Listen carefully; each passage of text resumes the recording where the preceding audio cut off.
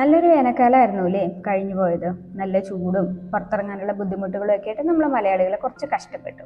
അതിനുശേഷം വീണ്ടും മഴക്കാലം എത്തി. അപ്പോൾ കൂടെ തന്നെ ഉണ്ട് മഴക്കാല രോഗങ്ങൾ. അപ്പോൾ ഈ മഴക്കാല രോഗങ്ങൾക്ക് എതിരെ രോഗപ്രതിരോധ ശേഷി നേടാൻ ഭക്ഷണത്തിലൂടെ എങ്ങനെ സാധിക്കും, മഴക്കാലത്ത് നമ്മുടെ ഭക്ഷണം എങ്ങനെയായിരിക്കണം എന്നതിനെക്കുറിച്ച് സംസാരിക്കാനാണ് വീണ്ടും ഒരു ഇടവേളയ്ക്ക് ശേഷം ഞാൻ നിങ്ങളുടെ മുന്നിൽ എത്തിയിരിക്കുന്നത്. I am here your dietitian Ashwathi. നിങ്ങൾക്ക് ഈ വീഡിയോ ഇഷ്ടപ്പെടുകയാണ്, ഇത് പ്രയോജനപ്പെടുകയാണ് എന്ന് തോന്നുവാണെങ്കിൽ ലൈക്ക് ചെയ്യുക, അതിന് കമൻറ്റ്സ് ഇടുക, ഒന്ന് ഷെയർ ചെയ്യാൻ വേണ്ടിയിട്ടും കൂടി നോക്കുക കേട്ടോ.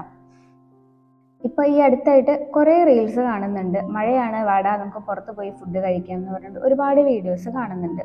മഴയാണ്, പുറത്തൊക്കെ ഫ്രണ്ട്സൊക്കെ ആയിട്ട് പോയി ഫുഡ് കഴിക്കുക എന്ന് പറയുന്നത് നല്ലൊരു വൈബുള്ള പരിപാടിയാണല്ലേ. പക്ഷെ ഒപ്പം തന്നെ മഴ കൊണ്ട് അല്ലെങ്കിൽ ഈ വെള്ളം കൊണ്ടുണ്ടാകുന്ന അസുഖങ്ങളും വയറിളക്കം, ഛർദി പോലെയുള്ള അസുഖങ്ങളും വരാൻ സാധ്യതയുണ്ട്. അൺഹെൽത്തി ആയിട്ട് ഉണ്ടാക്കുന്ന ഭക്ഷണങ്ങൾ അല്ലെങ്കിൽ അൺഹെൽത്തി ആയിട്ടുള്ള ഹൈജീനിക് പ്രാക്ടീസസ് കൊണ്ട് വരുന്നതിൻ്റെ പ്രശ്നങ്ങളാണ്. നിങ്ങൾ പോയി ഫുഡ് കഴിച്ചോളൂ, പക്ഷെ അവർ ഫുഡ് ഹാൻഡിൽ ചെയ്യുന്ന രീതി, അവർ ഫുഡ് കുക്ക് ചെയ്യുന്ന രീതി, പിന്നെ അതിൻ്റെ ചുറ്റുപാടുമൊക്കെ നല്ലതാണ്, നല്ല വൃത്തിയായിട്ടുള്ളതാണെന്നുണ്ടെങ്കിൽ മാത്രം നിങ്ങൾ പോയിക്കോളൂ. ഫ്രണ്ട്സിൻ്റെ കൂടെ തന്നെ പോയി ആ വൈബ് സെറ്റ് ചെയ്ത് ഫുഡ് കഴിച്ചോളൂ, കുഴപ്പമില്ല. അൺഹെൽത്തി ആയിട്ടുള്ള കുക്കിംഗ് പ്രാക്ടീസസ്, ഹാൻഡ്ലിങ്, അതിൻ്റെ സറൗണ്ടിങ്സ് ഒക്കെ ആണെന്നുണ്ടെങ്കിൽ ദയവായി അത്തരം സ്ഥലങ്ങളിൽ നിന്ന് ഈ വേനൽക്കാലത്ത് മാത്രമല്ല മഴക്കാലത്ത് ഭക്ഷണം കഴിക്കുന്നത് ഒഴിവാക്കാൻ വേണ്ടിയിട്ട് നോക്കുക. എപ്പോഴും നല്ല ക്ലീൻ ആയിട്ട് നീറ്റായിട്ടുള്ള പ്ലേസിൽ നിന്ന് ഫുഡ് കഴിക്കാൻ വേണ്ടിയിട്ട് ശ്രദ്ധിക്കുക കേട്ടോ. അടുത്ത ടിപ്പ് എന്താണെന്ന് വെച്ച് കഴിഞ്ഞാൽ, വേനൽക്കാലത്ത് നമുക്ക് ഇടയ്ക്കിടയ്ക്ക് ദാഹം തോന്നും, നമ്മൾ വെള്ളം കുടിക്കും. പക്ഷെ മഴയായി കഴിഞ്ഞാലോ വെള്ളം കുടിക്കാൻ വലിയ ഫീലിങ്സ് ഒന്നും ഉണ്ടാവില്ല അല്ലേ, ദാഹം തോന്നത്തേ ഇല്ല. എന്ന് വിചാരിച്ച് ശരീരത്തിന് വെള്ളം ആവശ്യമില്ല എന്നാണ് തോന്നുന്നത്, ഒരിക്കലും അല്ല. വേനൽക്കാലത്തെ പോലെ തന്നെ മഴക്കാലത്ത് ശരീരത്തിന് വെള്ളം ആവശ്യമുണ്ട്. അപ്പം ധാരാളം വെള്ളം കുടിക്കാൻ വേണ്ടിയിട്ട് നോക്കുക. ഒരു മിനിമം ഒരു 2 ലിറ്ററെങ്കിലും വെള്ളം കുടിക്കാൻ വേണ്ടിയിട്ട് ഉറപ്പ് വരുത്തുക. എപ്പോഴും പറയണ പോലെ തന്നെ ബോട്ടിൽ എടുത്ത് വയ്ക്കുക, അതിൽ നിന്ന് വെള്ളം കുടിക്കുക. ഗ്ലാസ് ആകുമ്പോൾ അല്ലെങ്കിൽ മഗ്ഗാവുമ്പോൾ നമുക്ക് അത്ര കൗണ്ട് ഓർമ്മ വരണമെന്നില്ല. പക്ഷെ ബോട്ടിൽ കാണുമ്പോൾ തന്നെ നമുക്കറിയാം ഇന്നത്തേക്ക് ആവശ്യമുള്ള വെള്ളം കുടിച്ചിട്ടുണ്ടോ ഇല്ലയോ എന്നുള്ളത് അറിയാൻ പറ്റും. തിളപ്പിച്ചാറിയ വെള്ളം കുടിക്കുന്നതാണ് എപ്പോഴും നല്ലത്. പ്ലെയിനായിട്ട് വെള്ളം കുടിക്കുന്നതിലും നല്ലത് അതിൽ ഇഞ്ചിയോ ഏലക്കയോ തുളസിയോ എന്തെങ്കിലുമൊക്കെ ഇട്ട് തിളപ്പിച്ചോളൂന്നേ. ഓരോ ദിവസം ഓരോന്നായിക്കോട്ടെ, അപ്പോൾ ഓരോ ഫ്ലേവറുകളും കിട്ടും, അതിൻ്റെ ഗുണങ്ങളും നമുക്ക് കിട്ടുകയും ചെയ്യും. വെള്ളം തിളപ്പിച്ചാറിയിട്ട് വീണ്ടും ടാപ്പ് വാട്ടർ എടുത്തിട്ട് ആ വെള്ളം ഒന്ന് ഓക്കെ ആക്കാൻ വേണ്ടിയിട്ട് ശ്രമിക്കണ്ട കേട്ടോ. ആ തിളപ്പിച്ച വെള്ളം തന്നെ ഒന്ന് തണുപ്പാറിയ ശേഷം അല്ലെങ്കിൽ ഒരു നോർമൽ ടെമ്പറേച്ചറിലേക്ക് വന്ന ശേഷം കുടിക്കുക. അതിൻ്റെ ചൂട് മാറ്റാനുള്ള എളുപ്പപ്പണിക്ക് വേണ്ടി തണുത്ത വെള്ളം കൂടി ചേർത്ത് മിക്സ് ചെയ്യുന്ന പരിപാടി ഒഴിവാക്കുക. വെറുതെ വെള്ളം തിളച്ചാൽ പോരാ, നല്ലപോലെ വെള്ളം ഒന്ന് വെട്ടി തിളച്ച് അതിനുശേഷം മാത്രം എടുക്കാൻ വേണ്ടിയിട്ട് ശ്രമിക്കുക കേട്ടോ.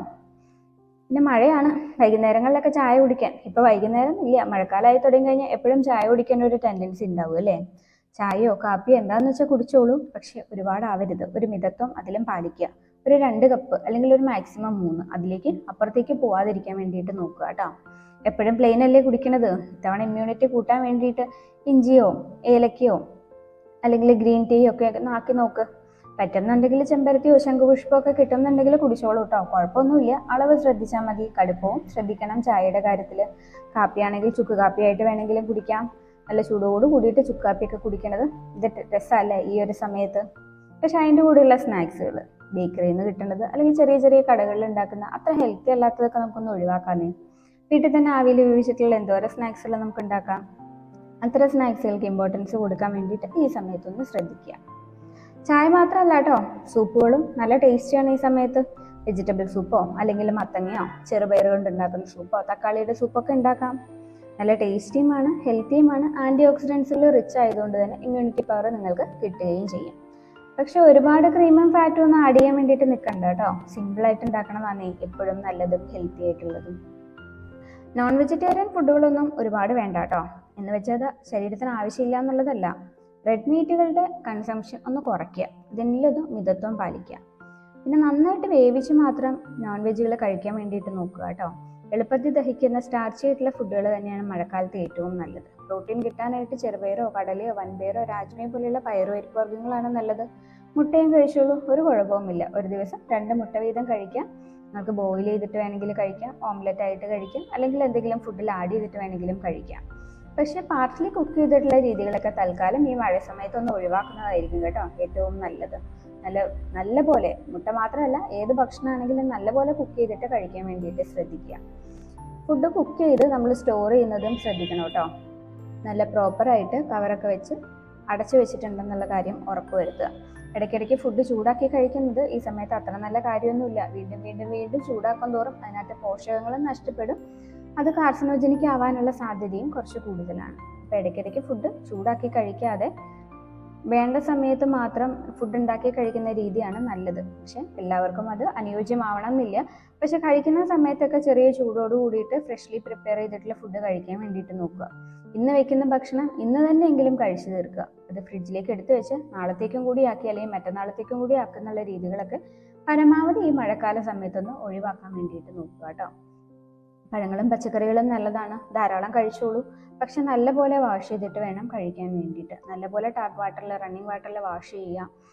അത് പുളി വെള്ളത്തിൽ അല്ലെങ്കിൽ വിനാഗിരി വെള്ളത്തിലൊക്കെ ഇട്ട് വെച്ച ശേഷം ഉപയോഗിക്കുന്നതാണ് കുറച്ചും കൂടി നല്ലത്. ഇനി പാവയ്ക്ക പോലെയുള്ള വെജിറ്റബിൾസ് ഒക്കെ ആണെങ്കിൽ ഒരു ബ്രഷ് വെച്ച് നന്നായിട്ടൊന്ന് സ്ക്രബ് ചെയ്തോളൂ, എന്നിട്ട് ഉപയോഗിക്കുന്നതാവും കുറച്ചും കൂടി നല്ലത്. സ്റ്റീം ചെയ്തിട്ടുള്ള സാലഡ്സുകളാണ് മഴക്കാലത്ത് കുറച്ചും കൂടി ബെറ്റർ കേട്ടോ, റോ സാലഡ്സിനെക്കാട്ടിലും. സ്റ്റീം ചെയ്യുമ്പോൾ നന്നായിട്ട് പ്രോപ്പറായിട്ട് കവർ ചെയ്ത് വെച്ചിട്ടൊന്ന് സ്റ്റീം ചെയ്യുന്നതായിരിക്കും നല്ലത് കേട്ടോ. പിന്നെ ഇടയ്ക്കിടയ്ക്ക് ഫുഡിനോടൊരു ക്രേവിങ്സ് ഉണ്ടാകുന്ന ഒരു സമയമാണല്ലേ. അപ്പോൾ ആ സമയത്ത് ഫ്രൈഡ് ഫുഡ്സുകൾ ഒഴിവാക്കുക. അതിന് പകരമായിട്ട് ഫ്രൂട്ട്സ് കട്ട് കഴിക്കാം, യോഗേർട്ട് പോലെയുള്ളത് കഴിക്കാം, അല്ലെങ്കിൽ ചെറുപയറോ നിലക്കടലയൊക്കെ വേവിച്ചിട്ട് കഴിക്കുകയാണെങ്കിൽ കുറച്ച് നല്ലതാണ് കേട്ടോ.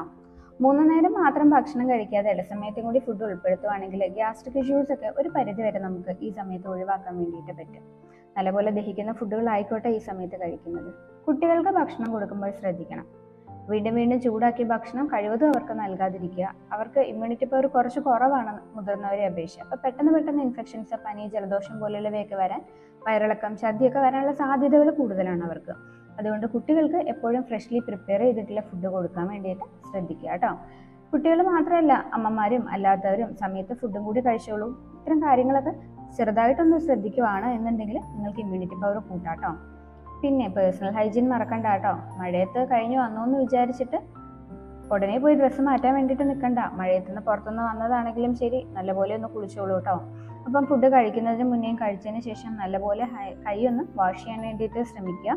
ഫുഡ് കഴിക്കുന്നതിന് മുമ്പ് മാത്രമല്ല, ഫുഡ് പ്രിപ്പയർ ചെയ്യുന്നവരാണെങ്കിൽ ഫുഡ് പ്രിപ്പയർ ചെയ്യുന്നതിന് മുന്നേ ആ ഒരു പ്രോസസ്സിങ്ങിൻ്റെ രീതിയിൽ എപ്പോഴൊക്കെ വാഷിങ് ആവശ്യമാണോ ആ സമയത്തൊക്കെ നന്നായിട്ട് തറവായിട്ട് വാഷ് ചെയ്യാൻ വേണ്ടിയിട്ടും കൂടി ശ്രമിക്കുക കേട്ടോ.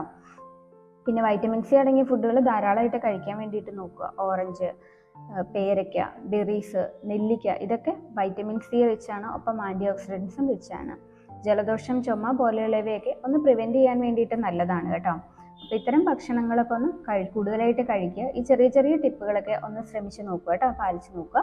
എന്നിട്ട് നിങ്ങളുടെ കമൻറ്റ്സ് എന്താണെന്ന് വെച്ചിട്ടുണ്ടെങ്കിൽ കമൻറ്റ് സെക്ഷനിൽ ഇടാൻ വേണ്ടിയിട്ട് മറക്കരുത്. ഈ വീഡിയോ നിങ്ങൾക്ക് യൂസ്ഫുൾ ആയി എന്ന് തോന്നുകയാണെന്നുണ്ടെങ്കിൽ എൻ്റെ ചാനൽ ഒന്ന് സബ്സ്ക്രൈബ് ചെയ്യുക, ഇതൊന്ന് ലൈക്ക് ചെയ്യാൻ വേണ്ടിയിട്ട് നോക്കുക കേട്ടോ. Thank you, bye, see you in another video.